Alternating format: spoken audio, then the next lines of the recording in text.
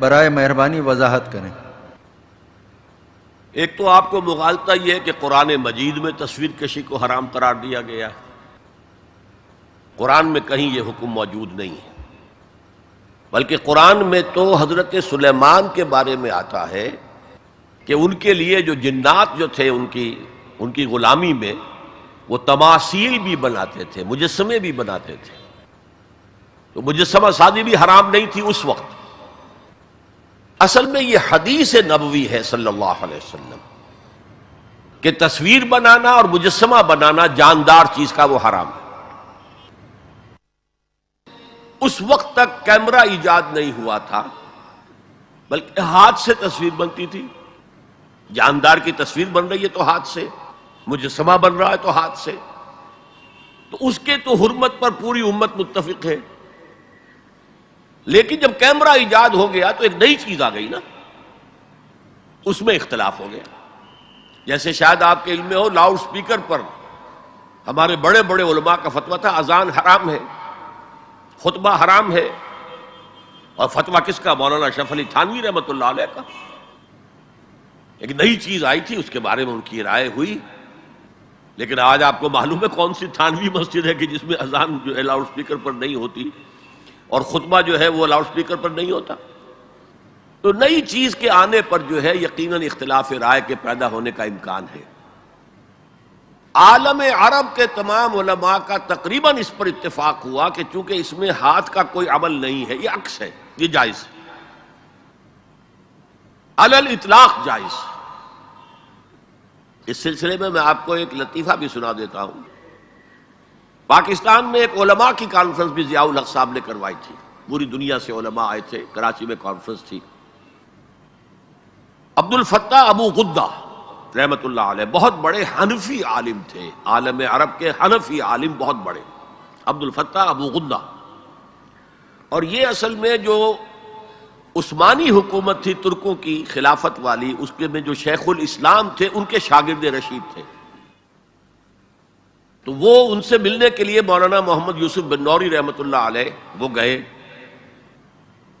تو ساتھ ہی دعوت دے آئے۔ وہ تو ہوٹل میں جا کر ملے، ساتھ ہی کہا کہ ہمارا وہ دارالعلوم ہے، وہ بھی آپ ذرا وزٹ کر لیجئے، دیکھ لیجئے۔ وقت مقرر ہو گیا۔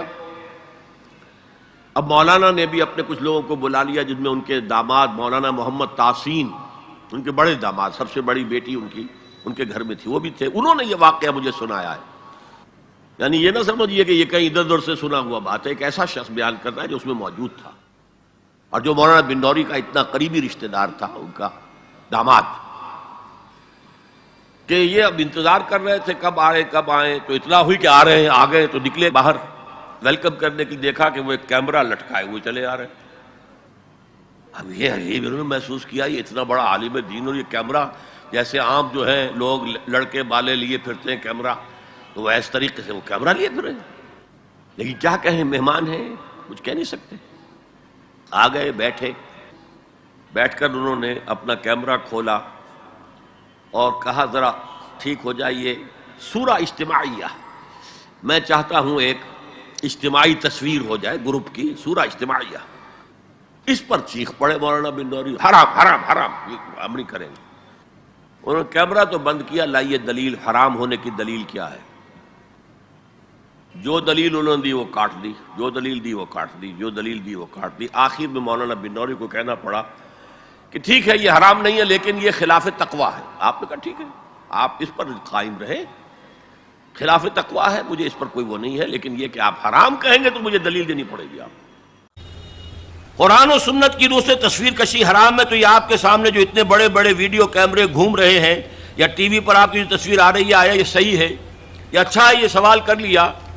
دیکھیے، کتاب و سنت کی روح سے جو چیز حرام ہے وہ ہاتھ سے تصویر بنانا ہے، کیمرہ تھا ہی نہیں۔ حضور کے زمانے میں ہاتھ سے تصویر بنتی تھی، ہاتھ سے بنائی جانے والی تصویر حرام مطلق ہے۔ اس سے پہلے وہ بھی حرام نہیں تھی، یہ بھی جان لیجئے۔ جیسے سجدہ تعظیمی جائز تھا، ایسے ہی حضرت سلیمان کے بارے میں آتا ہے، تماثیل، یہ بڑی بڑے تماثیل بناتے تھے لوگ، جنات جو تھے ان کے لیے۔ لیکن شریعت محمدی میں ہاتھ سے تصویر بنانا، جاندار کی نقشہ ہے، آپ کھینچ رہے ہیں، کوئی فطری لینڈسکیپ ہے، کوئی حرج نہیں، جاندار کی تصویر بنانا حرام مطلق ہے۔ لیکن جب کیمرے کی ایجاد ہوئی تو اب یہ مسئلہ اجتہادی ہو گیا کہ آیا وہی حکم اس پر بھی ہوگا کہ نہیں ہوگا۔ عالم عرب کے علماء جو ہیں چوٹی کے، وہ اس کے قائل ہیں کہ اس پر اس حکم کا اطلاق نہیں ہوتا، ہاتھ سے بنانے والی تصویر پر ہوگا۔ البتہ انہوں نے کہا پسندیدہ یہ بھی نہیں ہے، ہاں تعلیم کے لیے اس کو استعمال کرنا جائز ہے۔ ہمارے ہاں کے علماء کی اکثریت اس کی قائل ہے کہ اس کے اوپر بھی وہی حکم ہوگا کہ یہ حرام ہے۔ وہ بھی کہتے ہیں کہ کسی معاشرتی ضرورت کے لیے جائز ہے، پاسپورٹ کے لیے جائز ہے، مجرموں کی شناخت کے لیے جائز ہے، میڈیکل ایجوکیشن کے لیے جائز ہے، وہ اس کو جائز کہتے ہیں۔ اس حوالے سے بہت سے علماء ہیں جن کے فوٹو بھی اخبارات میں چھپتے ہیں، جن کی جو بھی ہوتی ہیں مجالس شورا، اس کے بھی اجتماعات جو ہیں ان کے فوٹو آتے ہیں۔ تو عمل بہت سے حضرات کا مختلف ہے، لیکن ہم عمل کی بات نہیں کر رہے، ان کی